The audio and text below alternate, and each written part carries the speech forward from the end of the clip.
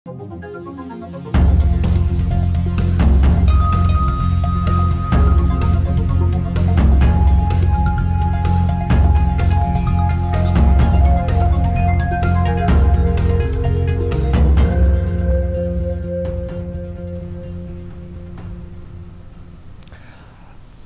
यो हो news 24 television prime time न्यूजमा स्वागत छ।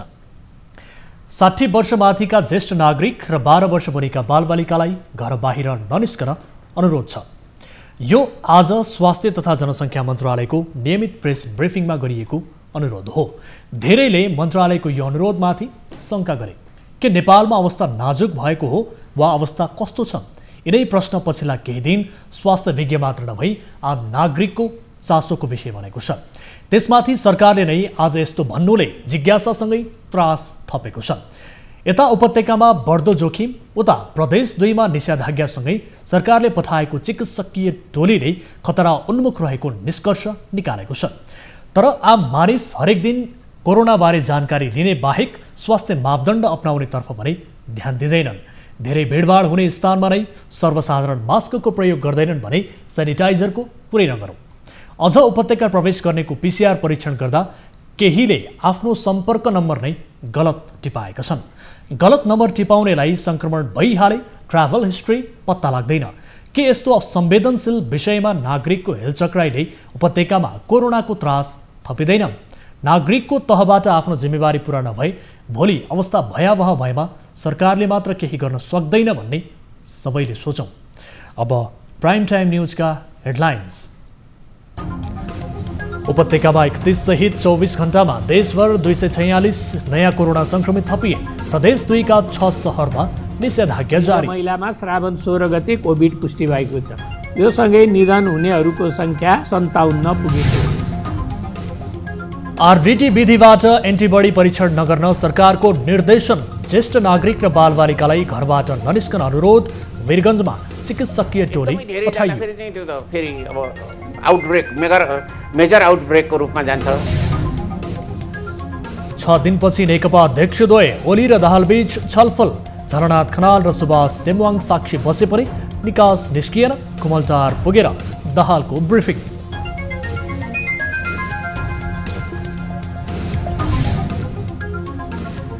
नेपाली भूमिमा भारतको हैकम। कञ्चनपुरको बेलौरीमा निर्माणाधीन सडकमा भारतीय एसएसबीको अवरोध कायमै। सरकार राजनीतिक खिचातानीमा व्यस्त। के जवाब दिने उहाँलाई जानकारी नै छैन। के जवाब दिनु हुने उहाँलाई त डन्डा समात बोर्डरमा खाली कस्ट लगा।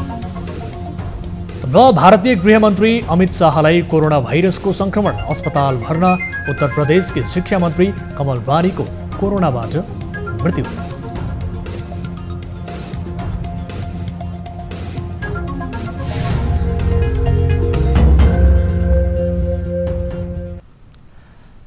हामी निरन्तर न्यूजमा छौँ। नेपालमा कोरोना भाइरसबाट मृत्यु हुनेको संख्या 57 पुगेको छ। पर्सा जिल्ला वीरगञ्ज महानगरपालिका 16 बस्ने 68 वर्षीय महिलाको साउन 17 गते निधन भएसँगै संख्या 57 पुगेको हो। ज्वरो, खोकी र श्वास प्रश्वासमा समस्या भएपछि साउन 14 गते नारायणी वयोदय अस्पतालको आइसियुमा भर्ना भएकी महिलालाई साउन 16 गते कोरोना पुष्टि भएको थियो। उहाँ चाहिँ मधुमेह तथा उच्च रक्तचापको बिरामी निज महिलामा श्रावण 16 गते कोभिड पुष्टि भएको छ। यो सँगै निधन हुनेहरूको संख्या 57 पुगेको छ। पछिल्लो 24 घण्टामा देशभर 6993 जनामा पीसीआर परीक्षण गर्दा 246 जना कोरोना संक्रमित थपिएका छन्। नेपालमा संक्रमितको संख्या कुल 20,332 पुगेको छ। सक्रिय संक्रमितको संख्या भने 5,672 छ। मन्त्रालयका अनुसार कोशी अस्पताल विराटनगर प्रयोगशालामा भएको परीक्षणमा मोरङका 13 जना, प्रादेशिक जनस्वास्थ्य प्रयोगशाला विराटनगरमा सुनसरीका 1 जना, मोरङका 3 जना, बीपी स्वास्थ्य विज्ञान प्रतिष्ठानमा गरिएको परीक्षणमा सुनसरीका 10 जनामा संक्रमण देखिएको छ। जनकपुर प्रयोगशालामा धनुषाका 35, चितवनका 1, महोत्तरीका 4, सर्लाहीका 1 जना, नारायणी अस्पतालमा भएको परीक्षणमा पर्साका 78 जनामा संक्रमण पुष्टि भएको छ। यता राष्ट्रिय जनस्वास्थ्य प्रयोगशाला टेकुमा बझाङका 2, डोटीका 11, कैलालीका 10, काठमाडौँका 11, ललितपुरका 4 जनामा संक्रमण देखिएको छ। यस्तै शुक्रराज ट्रपिकल अस्पताल टेकुमा भएको परीक्षणमा बर्दिया दार्चुला गोरखाका 1 जना, काठमाडौँका 8, रौतहटका 2, सिन्धुली सुनसरीका 1 जनामा संक्रमण देखिएको छ। कोरिया मैत्री अस्पताल भक्तपुरमा 1 जना, प्रहरी अस्पताल काठमाडौँमा 2 जना, वीर अस्पताल काठमाडौँमा 1 जनामा संक्रमण पुष्टि भएको छ। यता पृथ्वी शिक्षण अस्पतालमा भएको परीक्षणमा ललितपुर, पर्सा, सर्लाहीका 1 जनामा संक्रमण देखिएको छ। स्टार अस्पताल ललितपुरमा पर्साका 2, ललितपुरका 3, महोत्तरीका 1 जनामा संक्रमण देखिएको छ। यस्तै पोखरा स्वास्थ्य विज्ञान प्रतिष्ठानमा कास्कीका 5 जना, लुम्बिनी प्रादेशिक अस्पतालमा भएको परीक्षणमा नवलपरासी पूर्वका 3 जना र रूपन्देहीका 1 जनामा संक्रमण देखिएको छ। प्रादेशिक क्षयरोग केन्द्र पोखरामा भएको परीक्षणमा बागलुङका 1 जना, लमजुङका 3 जना, स्याङ्जाका 8 व तनहुँका 2 जनामा संक्रमण देखिएको छ। यता भेरी अस्पतालमा भएको परीक्षणमा बर्दियाका 9 जना र डडेलधुरा अस्पतालमा भएको परीक्षणमा डोटीका 1 जनामा संक्रमण देखिएको छ। मन्त्रालयका अनुसार काठमाडौँमा 449, ललितपुरमा 105 र भक्तपुरमा 59 संक्रमित गरी उपत्यकामा कुल संक्रमितको सङ्ख्या 613 पुगेको छ। उपत्यका छिर्ने विभिन्न नाकामा साउन 10 यता सरकारले 10,800 जनाको नमुना सङ्कलन गरेको बताइएको छ। त्यस्तै हालसम्म 10,937 जना क्वारेन्टिनमा छन् भने आइसोलेसनमा 5,672 जना छन्। यस्तै पछिल्लो 24 घण्टामा 111 जना बिरामी निको भएर घर फर्किएसँगै हालसम्म डिस्चार्ज हुनेको सङ्ख्या कुल 14,603 पुगेको छ। 24 घण्टामा 8,861 जनाको PCR परीक्षण भएको छ। मुलुकभर 3,91,270 जनाको PCR विधिबाट परीक्षण भएको छ। कोरोना भाइरसको संक्रमण बढ्दै गएपछि प्रदेश 2 का विभिन्न जिल्लामा निषेधाज्ञा जारी गरिएको छ। समुदाय स्तरमा कोरोना भाइरसको संक्रमणपछि प्रदेश 2 का 6 जिल्ला सदरमुकाममा निषेधाज्ञा जारी गरिएको हो। सप्तरी सदरमुकाम राजविराज, प्रदेशको अस्थायी राजधानी जनकपुर धाम, महोत्तरीको जलेश्वर, रौतहटको गौर, बाराको कलैया र पर्साको वीरगञ्जमा निषेधाज्ञा जारी गरिएको छ। समुदाय स्तरमा संक्रमित बढेपछि थप संक्रमण रोक्न तयारी पूर्वाभ्यास अनुरूप निषेधाज्ञा जारी गरिएको हो। समुदाय स्तरमा संक्रमणको आशंकापछि जिल्ला प्रशासन कार्यालय धनुषाले भोलि राति 12 बजेदेखि 7 दिने निषेधाज्ञा जारी गरेको छ। यसैगरी महोत्तरी, जलेश्वर र जिल्लाको महोत्तरी गाउँपालिका 3 र 5 वडामा पनि 5 दिनका लागि निषेधाज्ञा जारी गरिएको छ। कोरोना सङ्कट व्यवस्थापन केन्द्रले महोत्तरीको 15वटै स्थानीय तहमा PCR परीक्षण गर्ने निर्णय गरेको छ। उता पर्सामा पनि भोलिदेखि जिल्लाभर निषेधाज्ञा जारी गरिने भएको छ। संक्रमितको व्यवस्थापनमै समस्या भएपछि प्रमुख जिल्ला अधिकारी विष्णु कुमार कार्कीको अध्यक्षतामा बसेको जिल्ला सुरक्षा समितिको बैठकले निषेधाज्ञा जारी गर्ने निर्णय गरेको छ। सरकारले देशभर RDT परीक्षण नगर्न अस्पतालहरूलाई निर्देशन दिएको छ। कोरोना भाइरसको संक्रमण भए नभएको बारे तत्काल परीक्षण गर्न प्रयोग गरिने RDT को सन्दर्भमा देशभर विरोध भएपछि RDT परीक्षण नगर्न स्वास्थ्य तथा जनसङ्ख्या मन्त्रालयले अस्पतालहरूलाई निर्देशन दिएको हो। आज मन्त्रालयमा आयोजित नियमित प्रेस ब्रिफिङमा प्रवक्ता जागेश्वर गौतमले साउन 14 गतेको निर्णय अनुसार सम्पूर्ण प्रदेश र स्थानीय तह तथा अस्पतालहरूलाई RDT परीक्षण नगर्न निर्देशन दिएको बताउनुभयो। यस्तै मन्त्रालयले 60 वर्ष माथिका ज्येष्ठ नागरिक र 12 वर्ष मुनिका बालबालिकालाई घर बाहिर ननिस्कन अनुरोध समेत गरेको छ।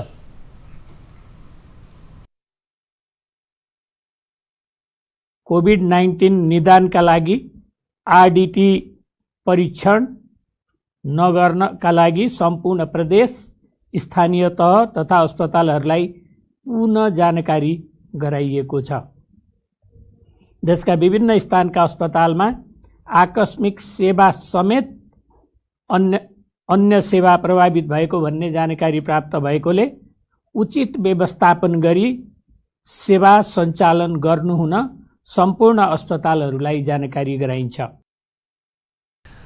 उता प्रदेश 2 को वीरगञ्ज र जनकपुरमा कोरोना संक्रमितको संख्या बढ्न थालेपछि मन्त्रालयले स्वास्थ्य सेवा विभागका महानिर्देशक डाक्टर दिपेन्द्र रमण सिंहको नेतृत्वमा उच्च स्तरीय टोली वीरगञ्ज पठाएको छ भने आवश्यक परेको स्थानमा पनि विज्ञ टोली परिचालन गर्ने मन्त्रालयले तयारी गरेको छ। कोरोना संक्रमण रोकथाममा सरकार चुकेको आलोचना हुँदै आएको छ। सीमा क्षेत्रहरूमा कडाई गर्न नसक्नु, औषधि खरिदमा अनियमितता हुनु, क्वारेन्टिनहरूको अवस्था यस्ता थुप्रै कारणले सरकारलाई आलोचित बनाएको छ। तर के आम नागरिक आफै सचेत छन् त? प्रश्न स्वाभाविक हो। सरकारले बनाएको मापदण्ड नागरिक तहबाट पालना नै हुन सकेको छैन। संक्रमण रोकथामको उपाय अपनाउन सर्वसाधारणले पनि हेलचक्राई गर्ने गरेका छन्। एक रिपोर्ट। लकडाउन खुकुलो भएपछि संक्रमणको जोखिम झन बढेकाले थप सतर्कता अपनाउनु पर्ने विज्ञहरू बताउँछ। घरबाट बाहिर यति धेरै परसम्म जान नसक्ने वृद्धहरू, बिरामीहरू, साना बच्चाहरूमा संक्रमण देखिन थाल्यो भने त्यो चाहिँ समुदायमा फैलिएको भनेर मान्दा हुन्छ कि घरमा कोही पनि आएको छैन विदेशबाट, उहाँहरू सङ्क्रमितको घरमा कोही सङ्क्रमण पनि सङ्क्रमित भएको छैन, सङ्क्रमितको सम्पर्कमा भने आउनु भएको छैन। तर यस्तो सानो बच्चाहरूमा अब त्यो स्रोत कहीँ देखिँदैन। तर अब बिरामी देखिन थाल्यो भनेपछि यो समुदायमा गएको सङ्केत हो। अब त्यो अब एकदमै धेरै जाँदाखेरि चाहिँ त्यो त फेरि अब आउटब्रेक मेजर आउटब्रेकको रूपमा जान्छ। सरकारले कोरोना संक्रमणबाट जोगिन घर बाहिर अनिवार्य मास्कको प्रयोग गर्ने, अनावश्यक भिडभाड नगर्न, सामाजिक दूरी कायम गर्न लगायतका उपायहरू पालना गर्न भनेको छ। सर्वसाधारणले यसको पालना कतिको गरेका छन् त? यी दृश्यहरू हेरौँ।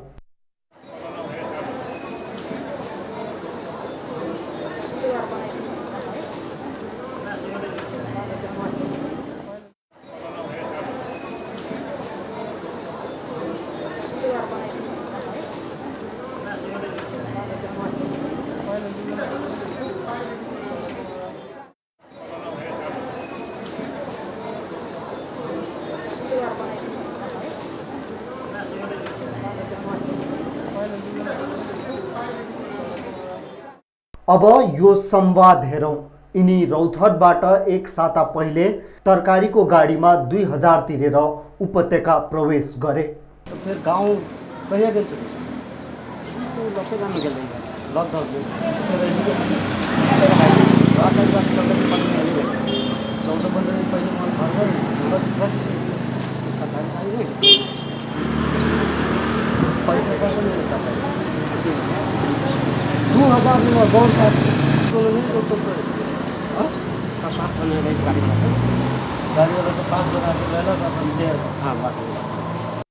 उपत्यका प्रवेश गर्नेको पीसीआर परीक्षण गर्दा केहीले आफ्नो सम्पर्क नम्बर नै गलत टिपाउने गरेका छन्। गलत नम्बर टिपाउनेलाई संक्रमण भइहाले ट्राभल हिस्ट्री पत्ता लाग्दैन, जसका कारण जोखिम अझ बढ्छ। सरकारका विभिन्न कमी कमजोरी होलान्, जसको आलोचना गर्नुसँगै कमसेकम आफ्नो र आफ्नो परिवारको सुरक्षाको लागि नागरिक हुनुको दायित्व पनि पुरा गरिदिनु पर्ने हो कि? क्यामेरामा एमके श्रेष्ठको साथमा प्रशान्त ठाकुर, काठमाडौँ। कोरोना भाइरसबाट संक्रमित हुनेको संख्या बढ्दै गएपछि स्वास्थ्य मन्त्रालयले परीक्षणको मापदण्ड फराकिलो बनाएको छ। कोरोना भाइरसको संक्रमण भए नभएको थाहा पाउनका लागि गरिने परीक्षणको मापदण्ड परिवर्तन गरेर दायरा बढाइएको छ। झाडा पखाला लागेका तथा स्वाद र गन्ध थाहा पाउन कठिनाई भएका व्यक्तिको कोरोना परीक्षण गरिने गरी मन्त्रालयले पीसीआर परीक्षणको मापदण्ड परिवर्तन गरेको छ। एक रिपोर्ट। पछिल्लो समय देशभर कोरोना भाइरसबाट संक्रमित हुनेको संख्यामा निरन्तर वृद्धि भइरहेको छ। प्रदेश 2 का कतिपय स्थानमा समुदायमा नै कोरोना फैलिएसँगै निषेधाज्ञा जारी छ। तर यसबीचमा परीक्षण कसलाई गर्ने भन्ने असमञ्जस हुँदै गर्दा स्वास्थ्य तथा जनसङ्ख्या मन्त्रालयले पीसीआर परीक्षणको मापदण्ड परिवर्तन गरेको छ। ज्वरो, कफ, श्वास प्रश्वास, झाडा पखाला जस्ता समस्या भोगिरहेका तथा संक्रमित व्यक्तिको सम्पर्कमा आएका सबै व्यक्तिमा कोरोना परीक्षण गरिने जनाएको छ। साथै बाहिरबाट आएर 5 देखि 7 दिनसम्म क्वारेन्टाइनमा बसिसकेका व्यक्तिहरूमा पनि परीक्षण गरिनेछ। नयाँ मापदण्ड अनुसार कस्ता व्यक्तिको पीसीआर विधिबाट परीक्षण हुन्छ त? ज्वरो, खोकी, सास फेर्न कठिनाई, स्वाद तथा गन्ध थाहा पाउन नसकेको अवस्था, झाडा पखाला सहितको लक्षण देखिएका सबै बिरामीको, संक्रमण पुष्टि भएकाहरूको सम्पर्कमा रहेका मानिसको, गम्भीर श्वास प्रश्वास जन्य समस्या एसआरआई का बिरामीको, विदेशबाट आएका सबै मानिस, स्थल तथा हवाई मार्गबाट आउने सबैलाई क्वारेन्टिनको 5-7 दिनभित्रको, फ्रन्टलाइनमा खटिने स्वास्थ्यकर्मी तथा अन्य कर्मचारीको, विगत 14 दिनमा कोरोनाको संक्रमण देखिएको क्षेत्रमा भ्रमण गरेकाको, आइसियूमा रहेका सबै बिरामीको, दीर्घ रोगीहरू, रोग प्रतिरोधी क्षमता कमजोर भइसकेकाको, चिकित्सकीय मूल्याङ्कनका आधारमा शल्यक्रिया गर्नुपर्ने बिरामीको, चिकित्सकीय मूल्याङ्कनका आधारमा मध्यम, गम्भीर तथा अत्यन्त गम्भीर अवस्थाका कोरोनाका बिरामीलाई डिस्चार्ज गर्दा पुनः पीसीआर परीक्षण गर्नुपर्ने, तर लक्षण नभएका तथा हल्का समस्या भएकालाई 14 दिनपछि डिस्चार्ज गर्न सकिनेछ, तर कम्तीमा 3 दिन लक्षणहीन भएको हुनुपर्नेछ। मन्त्रालयले कोरोना परीक्षणका लागि परिवर्तन गरेको मापदण्ड यो तेस्रो पटक हो। नेपालमा पहिलो पटक कन्भालेसेन्ट प्लाज्मा थेरापीबाट एकजना कोरोना संक्रमितको त्रिवी शिक्षण अस्पतालमा उपचार सफल भएको छ। विराटनगरका 60 वर्षीय कोरोना संक्रमित पुरुषको प्लाज्मा थेरापीबाट उपचार गरिएको हो। एक रिपोर्ट। साउन 10 गते निमोनिया भई त्रिवी शिक्षण अस्पतालको आइसियूमा भर्ना भएका 60 वर्षीय पुरुषलाई गत बिहीबार प्लाज्मा थेरापी गरिएको हो। शुक्रराज अस्पतालबाट निको भएका 35 वर्षीय पुरुषले बिहीबार रगतको प्लाज्मा दान गरेका थिए। दाताले रगत दान गरेकै दिन प्लाज्मा तयार गरेर राति 11 बजे संक्रमितलाई दिएको थियो। भोलिपल्ट बिहानै बिरामीमा चमत्कारिक सुधार आएको चिकित्सकले बताएका छन्।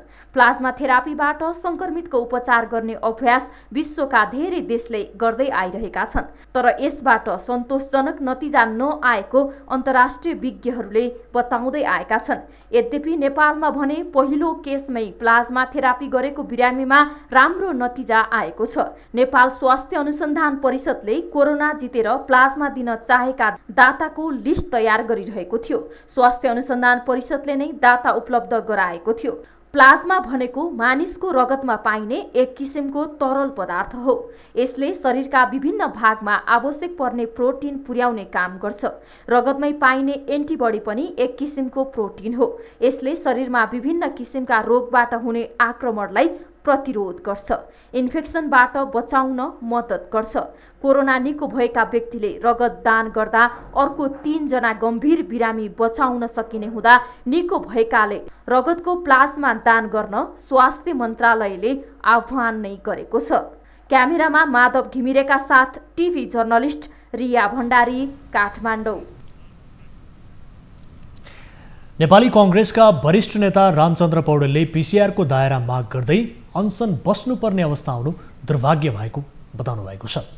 आज कोरोना भाइरसको रोकथामका लागि प्रभावकारी कदम चाल्नुपर्ने माग गर्दै सत्याग्रहमा बसेका इनफ इज इनफका अभियन्तासँगको भेटपछि नेता पौडेलले सरकारले नै पीसीआरको दायरा बढाउन र क्वारेन्टिन व्यवस्थित गर्नुपर्नेमा यस्तो माग राखेर अनसन बस्नुले सरकारले असफलता प्रमाणित गरेको बताउनु भएको हो। उहाँले लगातार अनसन बस्दा पनि जायज मागलाई नसुन्ने सरकार अटेरी भएको टिप्पणी गर्नुभयो। उहाँले अनसनमा बसेका अनसनकारीको माग सम्बोधनका लागि राज्यले ध्यान नदिएर सरकारले गरिरहेको बेवास्ताप्रति आपत्ति जनाउनु भयो। सामान्य प्रकृतिका मागहरू राखेर अनसन बस्दा पनि सरकारले नसुन्ने भनेको सरकार साँच्चीकै अटेरी सरकार हो एउटा कुरो। र यो पीसीआर टेस्टको दायरा बढाऊ भन्दाखेरिमा बढाउनु पर्छ नि त। सबैको माग छ, हाम्रो पार्टीले पनि हामीले पनि माग गरेका छौँ। अभियन्ता यी विगत 16 दिनदेखि दोस्रो पटक सत्याग्रहमा बस्दै आएका छन्। यसअघि सरकारले आफूहरूसँग गरेको सहमति कार्यान्वयन नगरेको भन्दै इनफ इज इनफले दोस्रो पटक आन्दोलन गरेको हो। 6 दिनपछि नेकपा अध्यक्षद्वयबीच भएको छलफल पुनः बिना निष्कर्ष टुङ्गिएको छ। आज झण्डै 3 घण्टा प्रधानमन्त्रीको सरकारी निवास बालुवाटारमा अध्यक्षद्वय केपी शर्मा ओली र पुष्पकमल दाहाल बीच भएको छलफल बिना निष्कर्ष टुङ्गिएको हो। आजको बैठकमा झलनाथ खनाल र सुभाष नेम्वाङलाई साक्षी राखेर गरिएको भए पनि बैठकलाई दुवै पक्षले संवादको सुरुवात भनेका छन्, तर वार्ता सकारात्मक या नकारात्मक भएको बारे उनीहरू दुवै पक्षले कुनै जानकारी भने गराएनन्। यद्यपि छलफललाई निरन्तरता दिनेमा दुई नेता सहमत भएका छन्। यता शीर्ष नेताहरूबीच विवाद चुलिरहेको बेला पार्टी एकता जोगाइराख्नुपर्नेमा नेताहरूको बहुमत जुटिरहेको छ। सहमतिका लागि प्रधानमन्त्री ओली र अध्यक्ष दाहाल बीच पटक पटक सहमतिको प्रयास भए पनि जुट्न सकेको छैन। पार्टीभित्रको आन्तरिक समस्याले गर्दा पार्टी फुटको सङ्घारसम्म पुगिसकेको छ। अध्यक्षद्वय बीच साउन 13 यता भेट भएको थिएन। 13 गते ओलीले स्थायी कमिटी बैठक स्थगित गरेपछि दाहालले आफ्नो अध्यक्षतामा बैठक चलाउने कोसिस गरेका थिए, तर त्यस बैठकमा ओली पक्षका कुनै नेता सहभागी नभएपछि अहिले अध्यक्ष द्वयको समीकरण पनि फेरिएको छ। विवादका कारण असार 10 गतेबाट सुरु भएको स्थायी कमिटी बैठक समेत बस्न सकिरहेको छैन। न्युजहरू अझै बाँकी छन्, अहिलेलाई ब्रेक।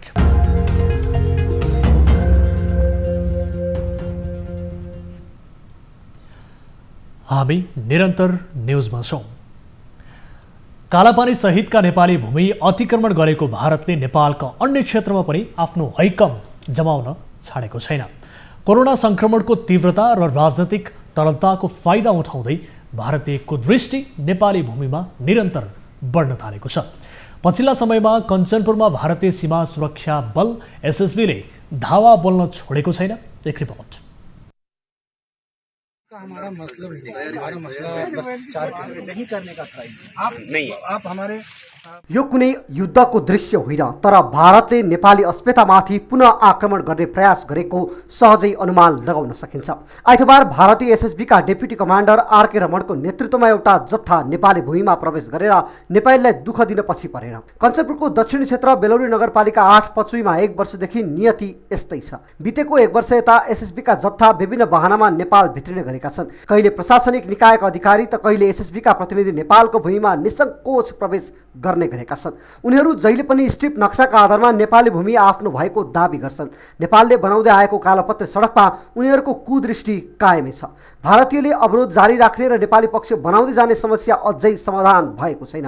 नेपालको सडक निर्माणमा भारतीय अवरोध। 2076 सालदेखि भारतीय एसएसबीले सडक निर्माण गरिरहेको कम्पनी बाबा हंस सिद्दिकीका सञ्चालकलाई उक्त सडक खण्ड निर्माण नगर्न दबाब दिँदै आएको छ। 2076 सालमा एक पटक अवरोध गरेको भारतले 2077 साउनसम्म आइपुग्दा 5 पटक अवरोध पुर्याएको छ।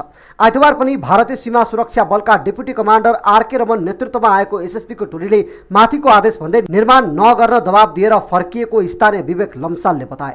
लागू नभएको नक्सा एकतर्फी रूपमा बोकेर आएर उहाँहरूले जुन सीमाको दाबी गरिरहनु भएको छ, तत्काल नेपाल सरकारले यो स्ट्रिप नक्सामा बदमासी गरिएको छ।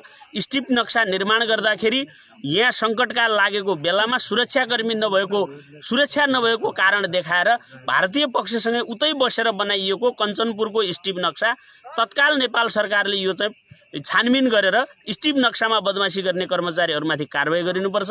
भारतीय पक्षले 38 नम्बर रिफरेन्स पिलरलाई सीमा पिलर र स्ट्रिप नक्सालाई आधार मानेर आफ्नो भूमि भएको अनावश्यक दाबी गर्ने गरेको छ। सम्बन्धित निकायमा सीमा सुरक्षा बल छ हाम्रो यहाँ। तपाईँको मोहना भन्सारदेखि लिएर झिलमिलासम्म एकजना डिएसपी साहबको टोली खटाएको छ। के त्यहाँ उनले नाभी विभागका 2 जना प्राविधिकहरू खटाउन सकिँदैन?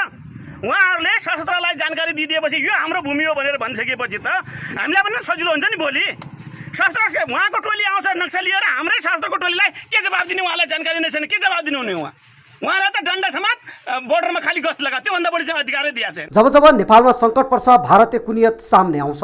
कोरोना संक्रमण फैलदै गर्दा भारतले पुनः नेपाली भूमि कब्जा गर्ने नियत राखेको छ। जति बेला होला कि सडक निर्माण भइरहेको अवस्था हुन्छ त्यतिखेर यिनीहरूले एकदमै आफ्नो फौज सहित आएर यो रोक्ने प्रयास गरिरहेछन्। तर अहिले भनेर गयो कि हामी यो कन्स्ट्रक्सनको काम गर्दैनौँ, पिलर हेर्न आछौँ भनेर। तर कन्स्ट्रक्सनको काम रोकिनु हुँदैन। हामीले 1 इन्च पनि जमिन यो पिलरलाई यताउति हुन दिँदैनौँ।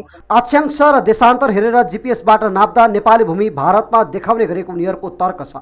तर नेपाली पक्षले अध्ययन गर्ने हिम्मत देखाएको छैन, न त भारतसँग औपचारिक वार्ता नै गर्न सकेको छ। सरकार बरु राजनीतिक खिचातानीमा अल्मलिएको छ। सीमा समस्या छिट्टै हल गर्नुपर्ने कञ्चनपुर प्रमुख जिल्ला अधिकारीको सुझाव छ। बोर्डर आउटपोस्ट बीओपीले अवरोध नगर्न भारतलाई चेतावनी दिँदै आएको छ। तर काठमाडौँले चासो नदिँदा नेपाली भूमि भारतको कुदृष्टिमा परेको स्थानीय बताउँछन्। कञ्चनपुरबाट TV journalist Suresh भट्टको report.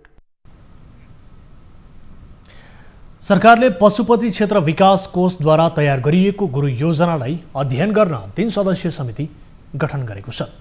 Pashupati क्षेत्र विकास कोषले तयार पारेको गुरु योजनालाई लिएर विरोध प्रदर्शन भएपछि संस्कृति, पर्यटन तथा नागरिक उड्डयन मन्त्रालयले 3 सदस्यीय समिति गठन गरेको हो।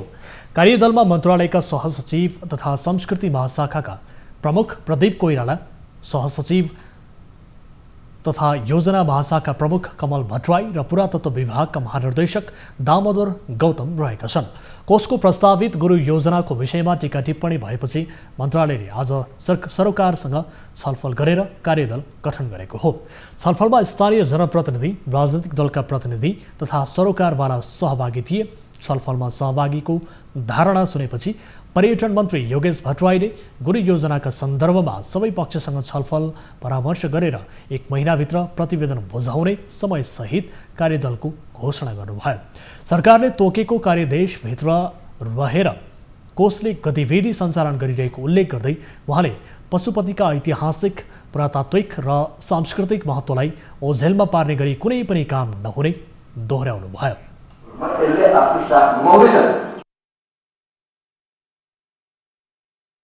यस्तै एक महिना सरकारवाला निकायसँग छलफल गर्नका लागि गुरु योजना समेत रोकिएको छ। समितिले प्रतिवेदन नबुझाएसम्म गुरु योजनाको सम्पूर्ण काम अहिलेकै अवस्थामा राख्न भनिएको छ। गत पुस 19 गते कोषको बैठकले पारित गरेको गुरु योजनामा पशुपति क्षेत्रभित्रका पुराना बस्तीहरू उठाउने सम्मको योजना समेटिएपछि स्थानीय आन्दोलनमा उत्रिएका थिए।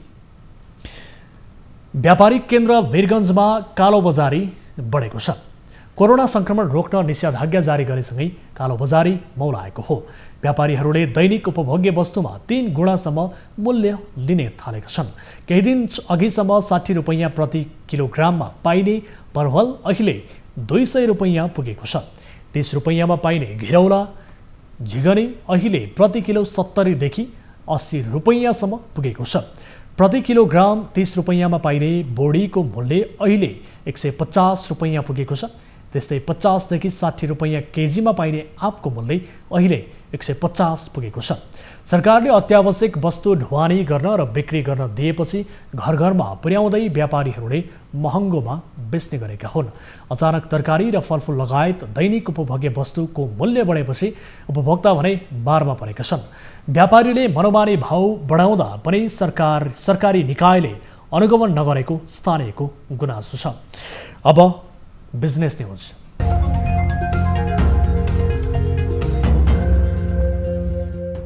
शेयर बजार परिसूचक नेप्से आज 42.78 अङ्कले ओह्रालो लागेको छ। 42.73 अङ्कले झरेको नेप्से 1396 अङ्कमा कायम भएको हो। तर कारोबार भने उल्लेख्य बढेको छ। आइतबार 1 अर्ब 84 करोड रुपैयाँको शेयर किनबेच भएको छ। सबैभन्दा धेरै होटल समूह 4.49% घटेको छ भने वाणिज्य बैंक समूह 3.35%, निर्जीवन बीमा समूह 3.52% र जीवन बीमा समूह 3.05% ले घटेका छन्। कारोबारमा सबै समूहको उपसूचकमा गिरावट आएको छ।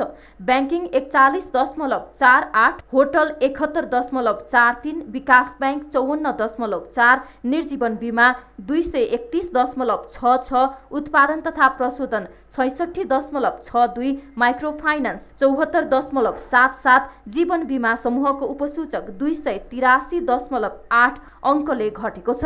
यस दिन कारोबारमा आएका सबै उपसमूहको परिसूचक घटेको छ। होटल उपसमूहको परिसूचक सर्वाधिक घटेको छ। त्यसैगरी ब्याङ्किङ, विकास बैंक, निर्जीवन बीमा, लघुवित्त र जीवन बीमा उपसमूहको परिसूचक 3% भन्दा बढी घटेको छ। पछिल्लो समय कोरोना संक्रमण बढ्दै गएको र निजी क्षेत्रका लगानीकर्ता तथा उद्यमी व्यवसायीले पनि लगानी व्यवसायमा लगानी गरेको देखिँदैन। बैंक तथा वित्तीय संस्थाहरूबाट पनि लगानी बढ्न सकेको छैन।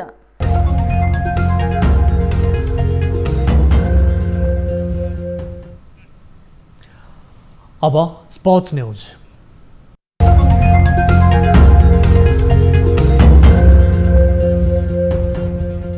कोरोना भाइरसको महामारीले झण्डै 4 महिना ठप्प रहेको नेपाली क्रिकेट फर्कने तयारीमा जुटेको छ।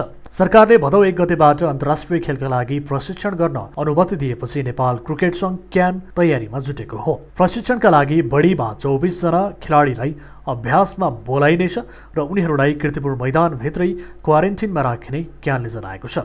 क्यानले खेलाडी, पदाधिकारी र सहयोगी कर्मचारी गरी कुल 35 जनाको PCR परीक्षणका लागि स्वास्थ्य मन्त्रालयसँग आग्रह गरेको छ। कीर्तिपुर मैदानमा सुरक्षित तरिकाले प्रशिक्षण गर्न 15 लाख खर्च हुने क्यानको आकलन रहेको छ। प्रशिक्षण गर्दा बल चम्काउन थोक्कर प्रयोग गर्न नपाइने, खेलाडीले बलिङ गर्दा अम्पायरलाई टोपी, चस्मा, रुमाल जस्ता सामान दिन नमिल्ने नियम बनाइएको छ। राष्ट्रिय टोलीमा रहेका केही खेलाडी उच्च जोखिममा रहेका वीरगञ्ज, महेन्द्रनगर लगायतका स्थानमा छन्। ती खेलाडीको व्यवस्थापन पनि चुनौतीपूर्ण बनेको छ। कोरोनाको जोखिम बढ्दै गए प्रशिक्षण स्थगित गर्न सकिने समेत क्यानले जनाएको छ।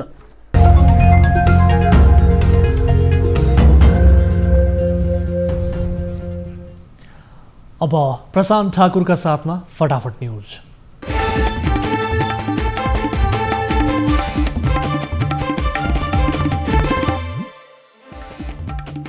24 घण्टामा देशभर 246 नयाँ कोरोना संक्रमित थपिए। 60 वर्ष माथि र 12 वर्ष मुनिकालाई घर बाहिर ननिस्किन आग्रह। नेपालमा पहिलोपटक प्लाज्मा थेरापीबाट कोरोना संक्रमितको सफल उपचार। 65 वर्षीय संक्रमितलाई त्रिवी शिक्षर अस्पतालमा उपचार गरियो। सरकारले वीरगञ्जमा पठायो उच्च स्तरीय स्वास्थ्य टोली। आवश्यकता परेमा अन्य ठाउँमा पनि उच्च स्तरीय टोली पठाइने। कोरोनाको कारण बन्द भएको ओखलढुङ्गाको साप्ताहिक हाट बजार सुरु। हाट बजार सुरु भएसँगै समुदाय स्तरमा कोरोना फैलिने खतरा। म्याग्दीको बेनी अस्पतालमा आइतबारदेखि डायलासिस सेवा सुरु। जिल्लामै उपचार भएपछि मृगौला पीडितलाई बाहिर जाने बाध्यताको अन्त्य। झापाको अर्जुनधारा नगरपालिकाले लगायो 5 दिन लकडाउन। समुदायमा कोरोना नफैलियोस् भनेर बन्दाबन्दी गरेको नगर प्रमुखको भनाइ। कोरोना त्रासको कारण बन्द रहेको ओखलढुङ्गाका हाट बजार सञ्चालनमा किसानहरूलाई कृषि उपज बेच्न सहज। दार्चुलामा 4 वर्षको अवधिमा 204 जना महिला तथा बालबालिका हराएका मध्ये 150 जना महिला र 52 जना बालबालिका। क्षमताभन्दा बढी भार बोक्ने 1 दर्जन ट्रक ट्राफिक प्रहरी कार्यालय मकवानपुरको नियन्त्रणमा। यातायात व्यवस्था विभागले भार वहन ऐन अनुसार कारबाही गर्ने। उदयपुरको बेलकामा प्रहरी र प्रदर्शनकारी बीच झडप। दुवै पक्षका 10 जना भन्दा धेरै घाइते। बागलुङमा बन्जी जम्प अवलोकन गर्न आउनेहरूको संख्या बढ्यो। चाँडै सञ्चालनमा ल्याउने तयारी। सुदूरपश्चिमको प्रसिद्ध धार्मिक स्थल बडीमालिका मेला सकियो। तीर्थयात्रीहरू फर्किन थाले। कैलालीको दक्षिण क्षेत्रका बाढी प्रभावित स्थानीयहरूको गुनासो। बाढी पूर्ण रूपमा नघटेकाले भोकै बस्नु परेको भनाइ। कैलाली र बर्दिया जोड्ने सेती घाट पुल जोखिममा। बर्दियातर्फ पानीको बहाव बढेपछि पुलको छेउमा 2वटा पाल पर्यो। लमजुङको माछापोखरीमा डुबेर 1 बालकको मृत्यु। पौडी खेल्ने क्रममा डुबेको प्रहरीको भनाइ। चितुवाको आक्रमणबाट तनहुका 10 वर्षीय बालिका गम्भीर घाइते। खाना खाएर हात धुन बाहिर निस्किँदा चितुवाको आक्रमण। सुनसरीमा जीपको ठक्करबाट मोटरसाइकल चालकको मृत्यु हुनेमा धरान उपमहानगरपालिका बस्ने 40 वर्षीय दीपक मगर। पशुपति क्षेत्र विकास कोषले तयार पारेको गुरु योजना तत्कालका लागि रोकियो। सरकारवाला निकायसँग छलफल गर्नका लागि 3 सदस्य समिति गठन। पर्यटन बोर्डद्वारा करारका कर्मचारी कटौती। विदेशमा विज्ञापन पनि रद्द। गोर्खा दरबार पुनर्निर्माणमा ठेकेदारको लापरवाही। म्याद थपेको थपे। शेयर बजारमा 42.78 अङ्कको गिरावट। कारोबार भन्ने झन्डै 2 अर्ब। विषाक्त रक्सी खाँदा भारतमा 86 जनाको मृत्यु। प्रहरीद्वारा गैरकानुनी रूपमा मदिरा उत्पादन गर्ने 100 भन्दा बढी भट्टीमा छापा। भारतको गृहमन्त्री अमित शाहलाई कोरोना भाइरसको संक्रमण पुष्टि। चिकित्सकहरूको सुझाव अनुसार अस्पताल भर्ना।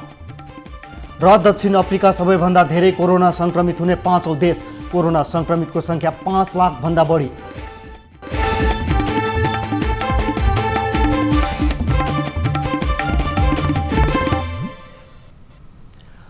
अब एउटा रोचक प्रसङ्ग। सामान्यतया भ्यागुताहरू खैरो रङका हुने गर्दछन्, तर भारतमा मनसुनको यो समयमा हजारौंको संख्यामा सुनौलो रङका भ्यागुताहरू देखिएका छन्। अचानक यति धेरै संख्यामा आकर्षक सुनौलो रङका भ्यागुताहरू देखेर मानिसहरू अचम्मित भएका छन् र यी सुनौलो रङका भ्यागुताहरूको भिडियो अहिले सामाजिक सञ्जालमा निकै भाइरल बनिरहेको छ। बुलफ्रोग नाम गरेका यी भ्यागुताहरू निकै आकर्षक देखिन्छन् र यो नेपाल, भारत, बङ्गलादेश, म्यानमार, पाकिस्तान र अफगानिस्तानमा पाइने गर्दछ। अहिले भने भारतको मध्य प्रदेश स्थित नरसिंहपुर जिल्लाबाट 20 किलोमिटर पर रहेको एउटा गाउँमा भेटिएका हुन्। यी भ्यागुतो विषरहित हुने गर्दछन्। अब प्राइम टाइम न्यूज सक्नु अघि हेडलाइन्स पुनः एकपटक। उपत्यकामा 31 सहित 24 घण्टामा देशभर 246 कोरोना संक्रमित थपिए। प्रदेश 2 का 6 सहरमा निषेधाज्ञा जारी। महिलामा श्रावण 16 गते कोभिड पुष्टि भएको छ। यो सँगै निधन हुनेहरूको संख्या 57 पुगेको। आरभिटी विधिबाट एन्टिबडी परीक्षण नगर्न सरकारको निर्देशन। ज्येष्ठ नागरिक र बालबालिकालाई घरबाट ननिस्कन अनुरोध। वीरगञ्जमा चिकित्सकीय टोली पठाइयो। आउटब्रेक मेजर आउटब्रेकको रूपमा जान्छ। 6 दिनपछि नेकपा अध्यक्षद्वय ओली र दाहालबीच छलफल। झलनाथ खनाल र सुभाष नेम्बुवाङ साक्षी बसे पनि निकास निस्किएन। मकवानजार पुगेर दाहालको ब्रिफिङ।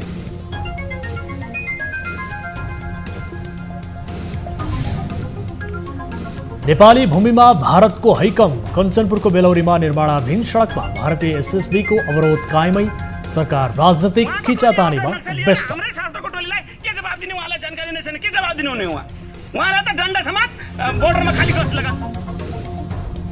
र भारतीय गृहमन्त्री अमित शाहलाई कोरोना भाइरसको संक्रमण। अस्पताल भर्ना। उत्तर प्रदेशकी शिक्षा मन्त्री कमल वानीको कोरोनाबाट मृत्यु।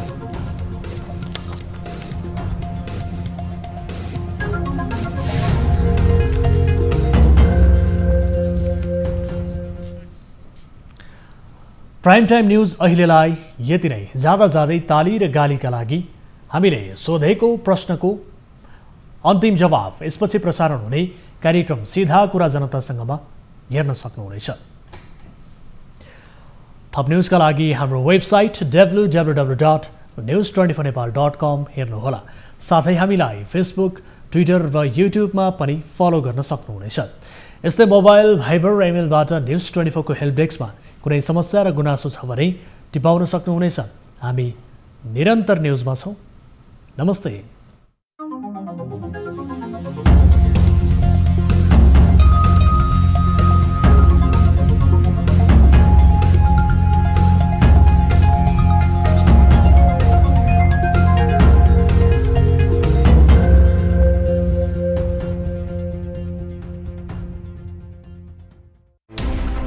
कोरोनाले सिर्जना गरेको संकटमा पल पलका न्यूज अपडेट र हर क्षेत्रको कभरेजका लागि न्यूज 24 नेपाल युट्युब च्यानललाई सब्स्क्राइब गर्नुहोला।